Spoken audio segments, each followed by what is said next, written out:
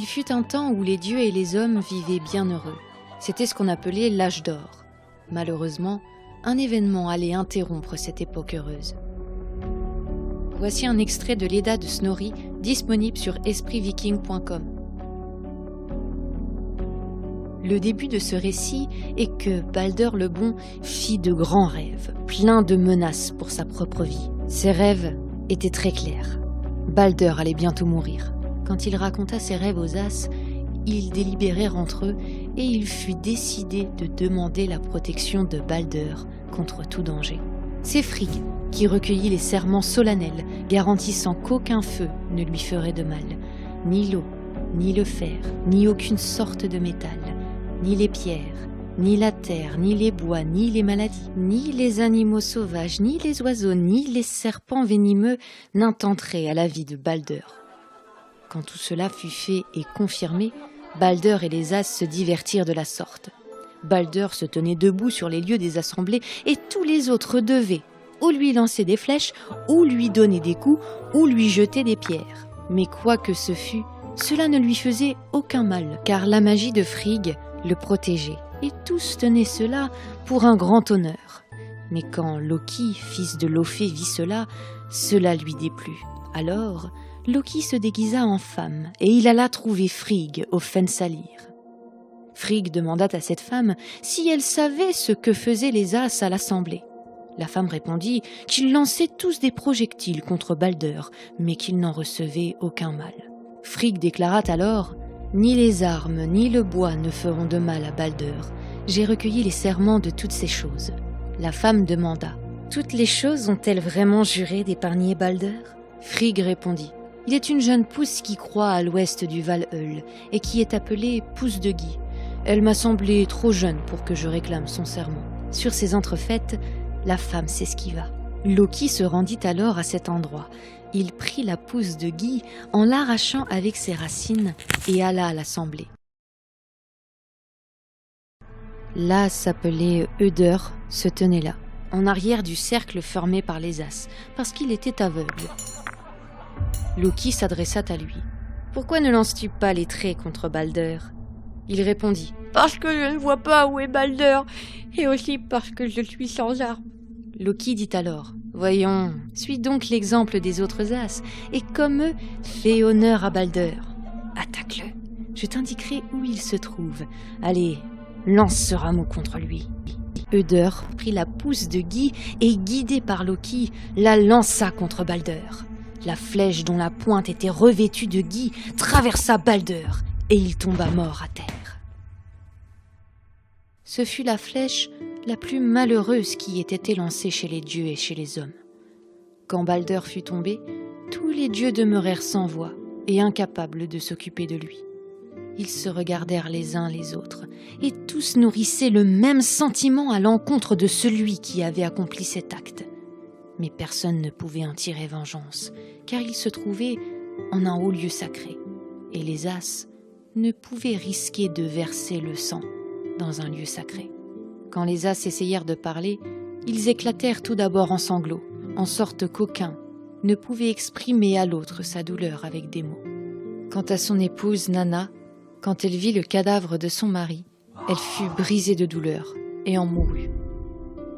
Odin était le plus affligé de ce malheur, parce qu'il discernait le plus clairement le dommage et la perte que représentait pour les dieux la mort de Balder.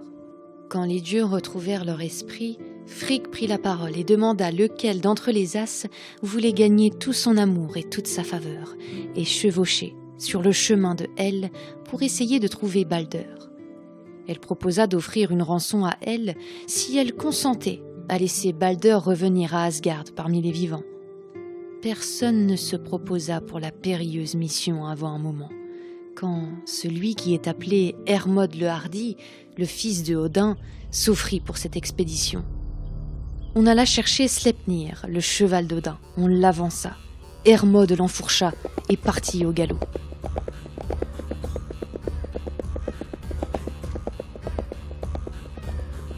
Pour connaître l'intégralité du poème, rendez-vous sur espritviking.com pour vous procurer l'authentique Edda de Snorri, commentée par Oleg de Normandie, la seule version débarrassée de l'influence chrétienne. Plus d'informations dans la description de la vidéo. Pour d'autres poèmes, abonnez-vous à la chaîne. La mort de Balder, c'était la première partie de cette série de vidéos consacrée à l'Edda. L'Edda, la tradition viking, la tradition celte, en réalité la tradition ancestrale liée à cette ancienne civilisation primordiale tout à fait extraordinaire. L'Edda, c'est aussi l'un des derniers dépôts de la religion primordiale, la religion odinique. Par contre, attention à ne pas confondre l'Edda avec la mythologie nordique. La mythologie nordique, c'est un ensemble de textes beaucoup plus grand que l'Edda. L'Edda fait partie de cet ensemble, mais dans la mythologie nordique, on va retrouver des textes pas du tout authentiques, des textes écrits par des clercs qui ont été faits bien souvent pour détourner un peu la tradition pure. Pour bien connaître la différence entre l'Edda et la mythologie nordique, eh bien, il faut regarder la vidéo que j'ai fait à cet effet il y a quelques mois et dont vous retrouverez le lien en description. Mais alors, pourquoi j'ai choisi ce mythe de la mort de Balder? Déjà parce que c'est l'un des principaux mythes de la religion odinique, mais surtout parce qu'il va directement nous positionner, notre époque à nous, dans le narratif de l'Edda. Je m'explique. Cette mort de Balder figure la chute de la civilisation primordiale vers une nouvelle civilisation basée sur une nouvelle religion qui mène vers un âge plus obscur, un âge où on est moins épanoui, moins heureux. Le moment où Balder est en vie, ça figure tout simplement l'âge d'or, l'âge où tout le monde est heureux, où les humains vivent en harmonie avec la planète, avec la faune, la flore, où il n'y a pas de problème écologique, où les gens sont épanouis. Et puis la mort de Balder, voilà, c'est la chute de cette civilisation au profit d'une nouvelle. C'est la mort de l'odinisme, la mort des religions primordiales. Cette fin de l'âge d'or, cette mort de l'odinisme est figurée par la tristesse, l'extrême tristesse des dieux qui sont apathiques, inactifs. Mais à la fin du mythe, il y a un regain d'espoir parce qu'il y a Hermod le Hardi qui part au royaume des morts pour tenter de délivrer Balder du royaume des morts et le faire revivre. Donc ça, c'est le moment où nous, actuellement, nous nous trouvons, c'est-à-dire que nous avons espoir de pouvoir faire renaître Balder et sa femme Nanna, c'est-à-dire essayer de faire renaître cette ancienne religion odinique, cette ancienne tradition primordiale, pour essayer de retrouver un âge d'or pour l'humanité. Ensuite, la clé de ce mythe, c'est évidemment la manipulation de Loki envers Höder. Et ce qui est dramatique, c'est que Höder est le frère de Balder. Donc Loki arrive à faire en sorte que Balder soit tué par son propre frère. Ce drame, en fait, c'est beaucoup de sagesse, parce qu'en fait, c'est un enseignement, il y a des leçons à tirer de tout cela. Parce que si Loki arrive à manipuler Höder, c'est parce que Höder, il est aveugle. Et ça, dans l'ancienne religion, c'est très présent, c'est cette notion de vision. L'œil d'Odin, l'œil de la connaissance. On nous parle de vision, de voir les choses telles qu'elles sont en réalité. Et Höder, en fait, c'est une métaphore de la personne qui ne sait pas, qui n'est pas instruite, ou qui ne fait pas preuve de discernement, tout simplement. Parce qu'attention, on peut très bien être instruit, mais si on est instruit avec des fausses informations, c'est encore pire que de ne pas être instruit. Donc on peut être aveugle tout en étant très instruit. Et il y avait un proverbe qui était donné par un philosophe qui disait « Les plus grands mots ne sont pas faits par des criminels ou des voyous, mais par des gens honnêtes qui ne savent pas ce qu'ils font. » Et ça, c'est extrêmement vrai.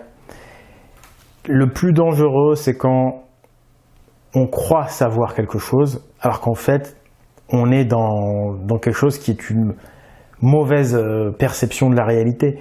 Quand on croit savoir, on est sûr de nous, alors qu'en fait, on est aveuglé par des illusions.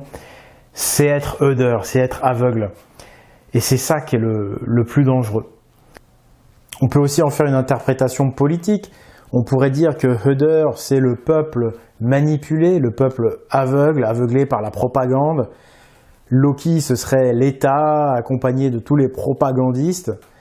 Et puis donc Balder, ce serait celui qui dérange le gouvernement, vous voyez, enfin la fraction de population résistante qui dérangerait le gouvernement.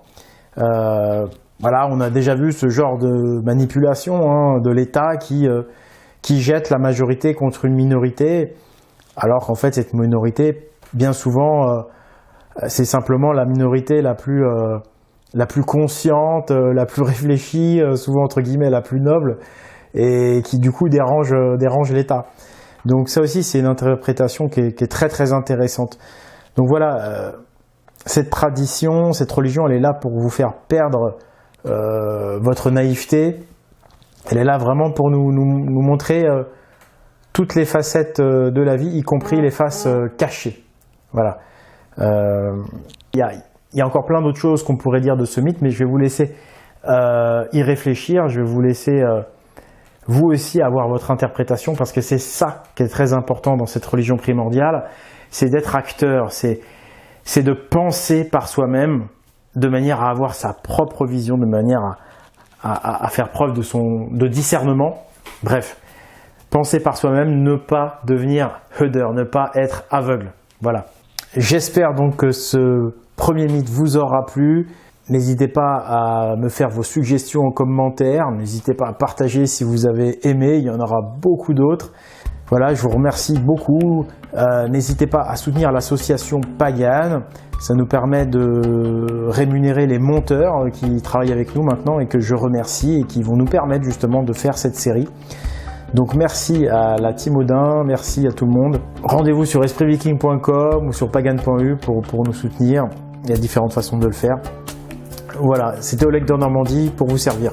À bientôt, au revoir. Et abonnez-vous évidemment si ce n'est pas déjà fait.